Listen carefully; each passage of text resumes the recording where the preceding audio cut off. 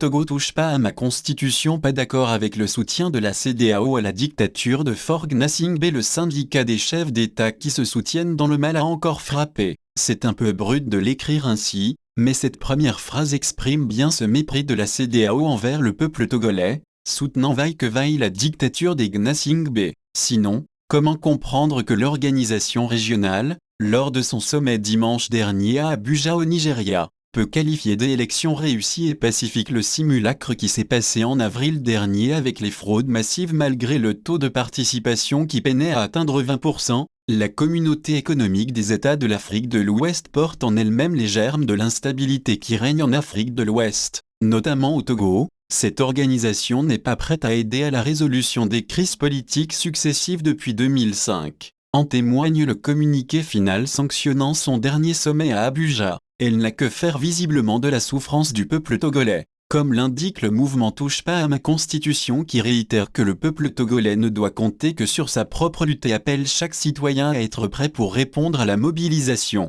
Le mouvement se dit choqué par le traitement réservé par la CEDEAO à la crise au Togo, surtout quand elle félicite la réussite de ces élections. En quoi des élections, largement boudées par les électeurs et massivement frauduleuses, où le régime s'octroie une victoire à 95,5%, accaparant ainsi 108 sièges de députés sur 113, peuvent-elles être considérées comme réussies, un score digne des régimes dictatoriaux, indique le mouvement dans son communiqué de protestation. S'agissant du coup d'État constitutionnel, la CEDEAO déclare que la conférence prend note de l'adoption d'une nouvelle constitution par l'Assemblée nationale. Le régime a violé les dispositions de la CEDEAO en changeant la constitution en pleine campagne électorale, alors que l'organisation communautaire interdit un tel acte à moins de 6 mois d'une échéance électorale. La nouvelle constitution fait disparaître la notion de limitation de mandat, violant ainsi le principe de la CEDEAO qui fixe la limite à 2. Malgré tout cela,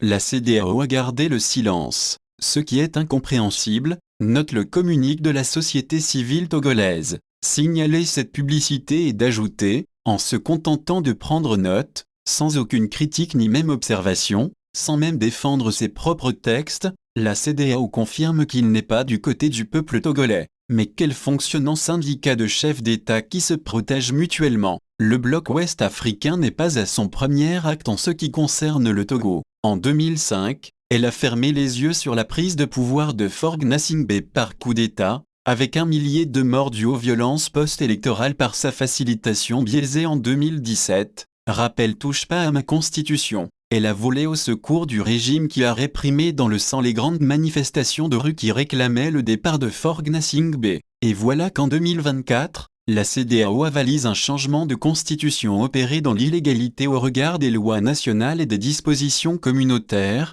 souligne le mouvement. Ce mouvement sonne la mobilisation et appelle les Togolais à se tenir prêts, car la CEDEAO a déjà montré son incapacité criarde à résoudre la crise togolaise qui perdure.